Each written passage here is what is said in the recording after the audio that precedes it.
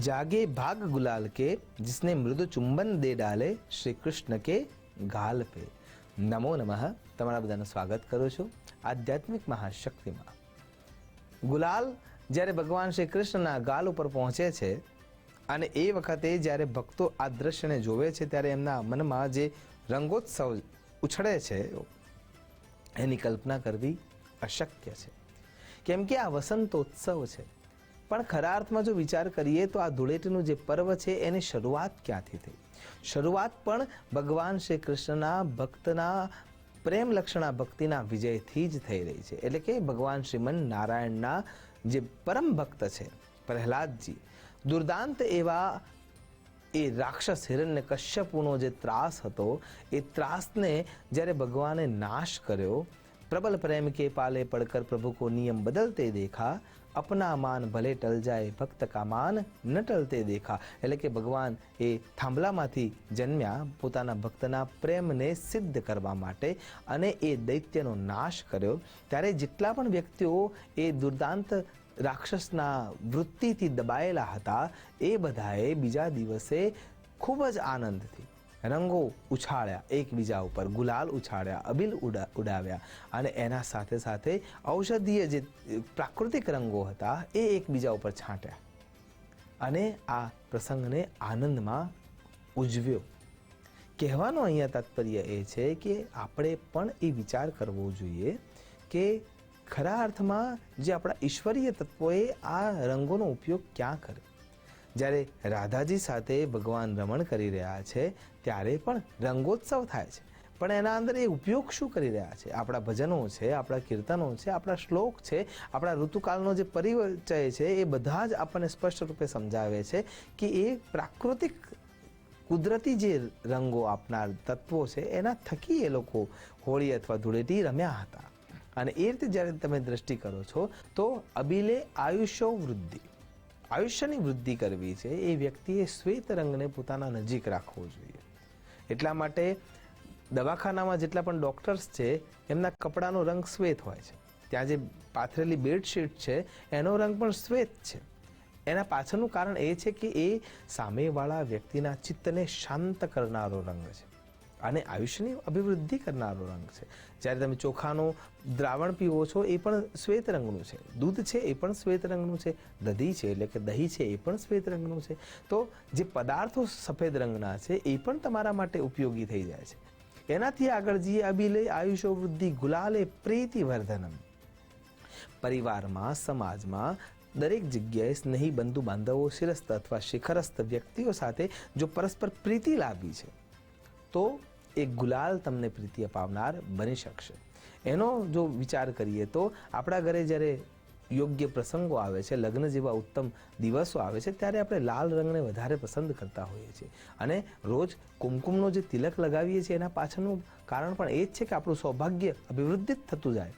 આપણા ઘરમાં એ જે લાલિશતા છે એ લાલાશપણું આપણા શરીરમાં ઉતરતું જાય, આપણા પરિવારમાં ઉતરતું જાય। સવિતા સૂર્યનારાયણને જ્યારે તમે જુઓ છો ત્યારે પ્રભાતનો સમય અને સાંજનો સમય પણ એ લાલાશ એટલે કે ઉષા અને સંધ્યાનો સમય, આ બંને સમય આપણને એ લાલ રંગ આપણા શરીર માટે જરૂરી છે।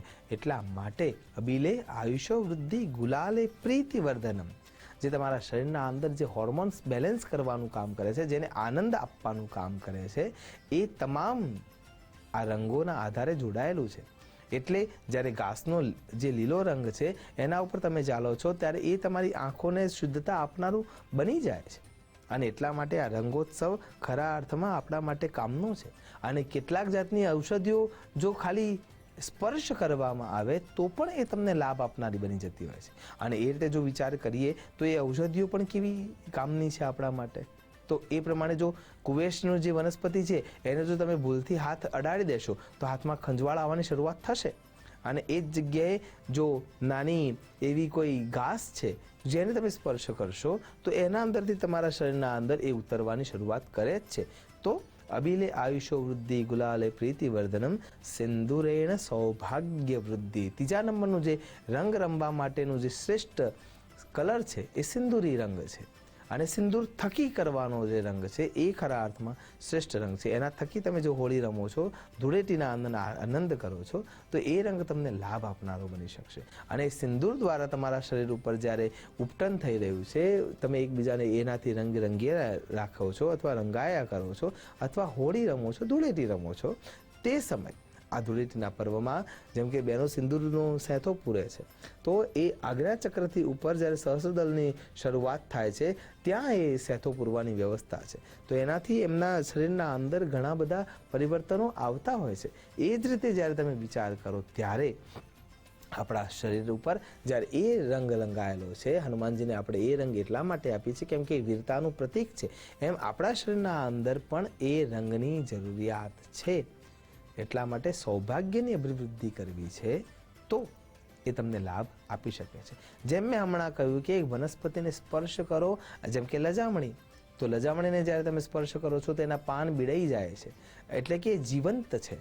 તો એના અંદરથી મળતા જે દ્રવ્યો છે, એટલે કે પ્રકૃતિના માધ્યમથી જે કુદરતી રંગો તમને મળે છે એ તમને લાભ આપનારા છે જ, કેમ કે આપણે પણ કુદરતી રીતે દરેક વસ્તુને એબ્ઝોર્બ્સ કરીએ છીએ અને એટલા માટે જ આપણે આ રંગોનો ઉપયોગ કરીશું. અને એ રીતે હલિદ્રામ ધનવર્ધકમ, કયું ધન? શરીર સુખ છે, એ સૌથી મોટું ધન છે. શરીર માધ્યમ ખલુ ધર્મ સાધનમ, અને એના માટે આ હળદરનો જે ઉપટન છે, હળદરનું જે લેપન છે, હળદર છે, એનાથી ધૂળેટીનો પ્રસંગ ઉજવવો જોઈએ. તો આ મુખ્ય આ 4 ક્રિયાઓ જે રંગ સાથે જોડાયેલી છે એમાં આપણે આનંદ કરવો જોઈએ.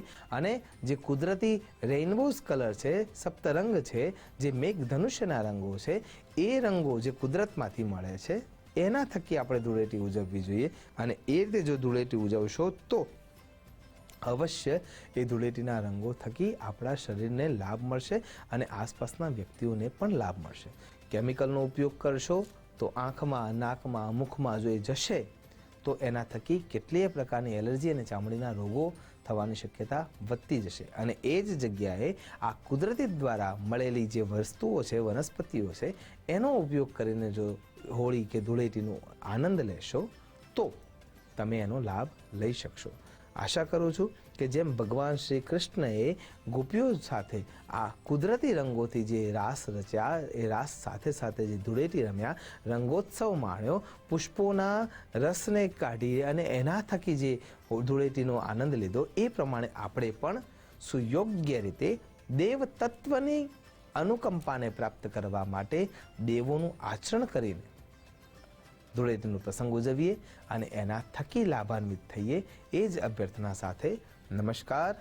અસ્તુ સદા. શિવોહમ. નમો નમઃ.